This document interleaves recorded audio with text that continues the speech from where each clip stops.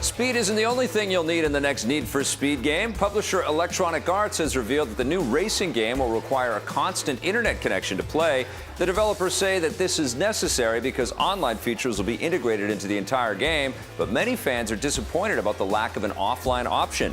A persistent internet connection is already required for many games on the PC. Publishers say it helps prevent piracy, but it also led to the botched launch of EA's own SimCity in 2013, where crowded servers made the game unplayable. Hopefully, Need for Speed won't suffer the same problem. It hits the PC and the consoles this fall.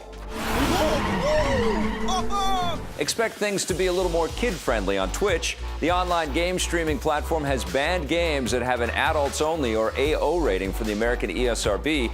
AO is usually reserved for pornographic games, but notable mainstream titles that have been given the rating include Grand Theft Auto San Andreas, Manhunt 2, and Indigo Prophecy, although they have cleaner M-rated versions as well. Twitch says it will still be okay to stream those games as long as you stick to the M-rated versions, so no hot coffee.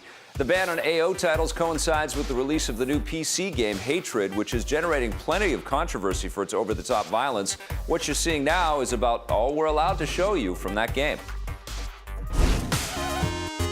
Some very internet-centric news in our rundown today. Here is somebody that has just downloaded to the show himself. This is Scott C. Jones. What do you think about this Twitch not being able to stream adults-only games anymore, right on the cusp of Hatred being released? I understand it, for sure. Yeah. But I don't like when they draw these lines anymore, and I don't think it's good for the business.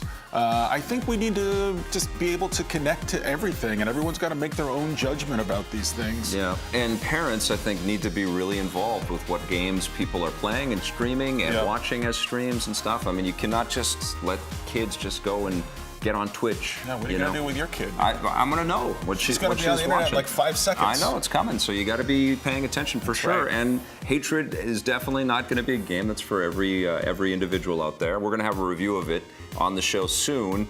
We probably won't be able to show too much of it, but that'll be interesting.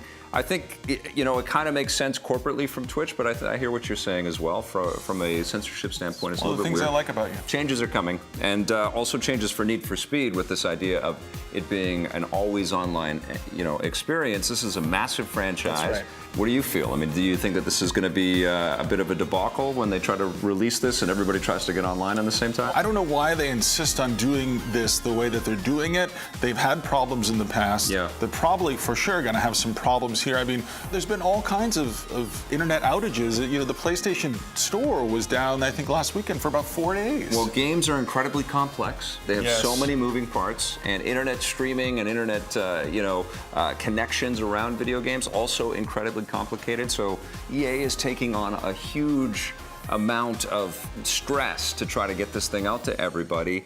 But, and the only kind of thing that I can think about is that, like, there's a PSN outage, and there has been. It's been hacked. And imagine if there's hacks on PSN or Xbox Live as this game is about to launch. They're doing it. They're going to do it, and they believe in it. Most of us play always connected to the internet anyways. Yeah, we're always online. Yeah, the only thing that I can think about is playing this game, because the Need for Speed series has had a great single-player experience for a long time, is playing something like this on a laptop on the plane or something like that. Only you do that. But it's cool to be able to do that. Won't be able to do that with the new Need for Speed. All right, it's time to take a look at Clay Entertainment. Now let's go behind the scenes and visit the studio. The Rundown is brought to you by EB Games.